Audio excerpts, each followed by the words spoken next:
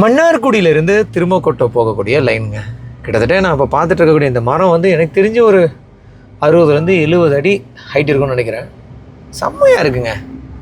ஒரு நேச்சுரல் என்விரான்மெண்ட்டோடைய அந்த ஃபீலிங்ஸை நீங்கள் வந்து எக்ஸ்போஸ் பண்ணணும், நீங்கள் எக்ஸ்பீரியன்ஸ் பண்ணணும்னா கண்டிப்பாக இந்த ரோட்டில் நீங்கள் ட்ராவல் பண்ணலாம். ரைட் சைடும் சரி லெஃப்ட் சைடும் சரி அவ்வளோ பனைமரம் ப்ளஸ் வயல்வெளிகள், தென்னை மரம், சூப்பராக இருக்குது ஏரியாவே. நல்லா ப்ராப்பர் வில்லேஜ்னு சொல்லுவாங்க இல்லையா, அந்த மாதிரி ஒரு லொக்கேஷனில் இப்போ நம்ம ட்ராவல் பண்ணிகிட்ருக்கோம்.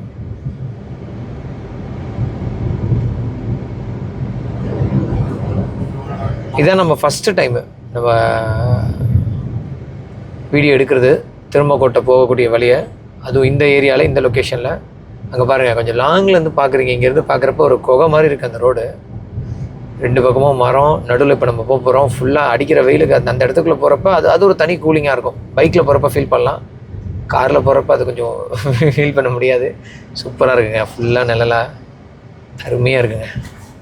ஊராட்சி ஒன்றிய நடுநிலைப் பள்ளி வல்லூர் கோட்டூர் ஒன்றியத்தில் தான் இப்போ நம்ம இருக்கோம். ஃபேப்லஸ்ங்க, சூப்பராக இருக்குது.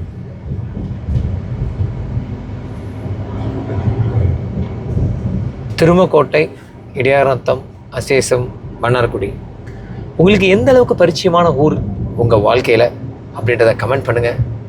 பாய், take care, love you all. Karthik தமிழன்.